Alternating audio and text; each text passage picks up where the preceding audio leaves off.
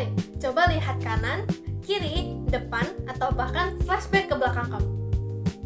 Semua orang yang ada di sekitar kita, mungkin ada yang sedang memegang handphone, scroll TikTok atau Instagram, ada yang lagi mau beli barang melalui online shop, atau bahkan kamu yang sedang lihat konten ini. Selamat, kita semua sudah masuk kepada revolusi industri 4.0. Tapi, apa sih revolusi industri 4.0 itu? Singkatnya, revolusi industri 4.0 adalah masa ketika teknologi itu sudah sebagian besar masuk ke dalam kehidupan kita sehari-hari.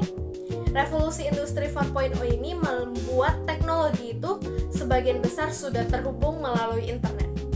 Melalui data reportal, pertumbuhan penggunaan internet di dunia meningkat signifikan setiap tahunnya.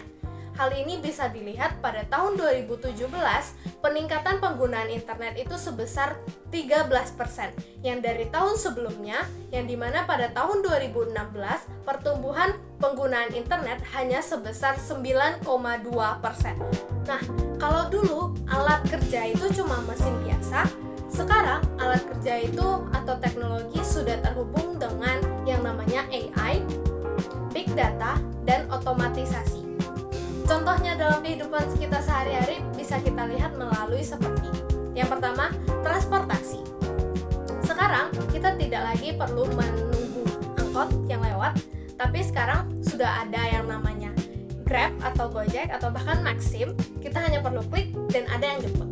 Yang kedua, pembayaran. Sekarang orang-orang sudah jarang membawa uang cash, dan sebagian besar toko juga menerapkan yang sistem namanya cashless, di mana toko tersebut tidak lagi menerima uang tunai, melainkan hanya menerima scan QRIS. Yang ketiga, mengerjakan tugas sekolah. Sekarang, mengerjakan tugas sekolah sudah ada yang namanya AI, ChatGPT, Gemini yang sudah siap membantu kita dalam mengerjakan tugas. 4. Pembelanjaan. Sekarang sudah ada yang namanya e-commerce, di mana kita tidak perlu lagi mendatangi toko untuk melakukan pembelian, tetapi bisa melalui aplikasi.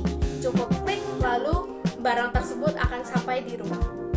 Intinya, revolusi industri 4.0 itu adalah melibatkan teknologi yang semakin banyak dalam kehidupan kita sehari-hari. Dan melalui industri 4.0 ini, pekerjaan kita akan semakin cepat dan efisien. Namun di sisi lain, revolusi industri 4.0 ini dapat menimbulkan yang namanya ketergantungan terhadap teknologi. Nah, dari industri 4.0 ini kemudian muncul sebuah konsep baru, yaitu Society 5.0. Apa sih Society 5.0 ini? Setelah revolusi industri 5.0, Jepang itu mengenalkan sebuah konsep baru yang namanya Society 5.0. Banyak orang mengira bahwa Society 5.0 ini adalah sebuah teknologi baru. Padahal Society 5.0 ini lebih kepada cara berpikir, bagaimana teknologi tersebut membantu manusia dalam menyelesaikan masalah-masalah sosial yang ada. Kalau 4.0, kita berfokus kepada mesin-mesin yang semakin canggih atau teknologi-teknologi. Kalau di Society 5.0, fokusnya adalah kepada manusia yang membuat teknologi itu bisa membantu dalam menyelesaikan masalah-masalah sosial. Konsepnya adalah Super Smart Society, yang dimana artinya data, AI, robotics, semuanya dipakai untuk membuat hidup manusia itu menjadi lebih nyaman, lebih aman, lebih sehat, dan lebih efisien. Nah, gimana sih contoh konkret Society 5.0 dalam kehidupan kita sehari-hari? Contohnya, yang pertama, Smart Healthcare.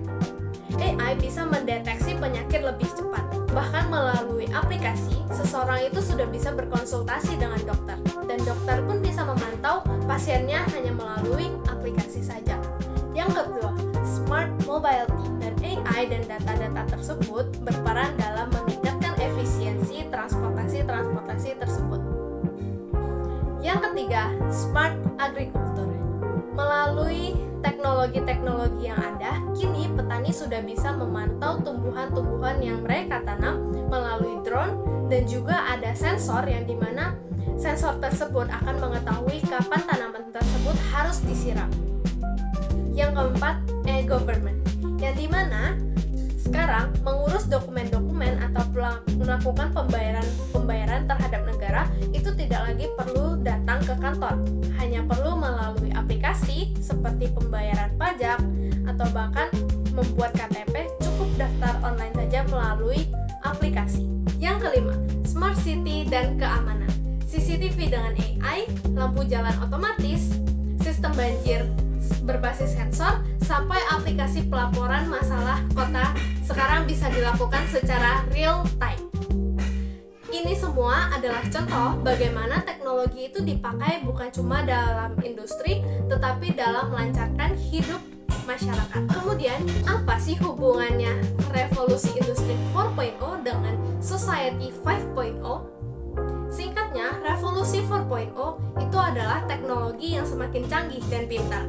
Kemudian, society 5.0 adalah manusianya yang terbantu. Jadi, revolusi 4.0 itu adalah sebuah fondasi dan kemudian society 5.0 itu adalah tujuannya. Jadi, teman-teman, teknologi itu bukanlah musuh kita. Tetapi, selama kita bisa beradaptasi dan kita gunakan dengan bijak, hidup itu justru lebih mudah dan lebih efisien. Melalui video ini, teman-teman sudah bisa belajar tentang revolusi industri 4.0, society 5.0, hingga dampak dan contoh penerapannya dalam kehidupan sehari-hari. Semoga video ini bisa bermanfaat ya. Sampai jumpa!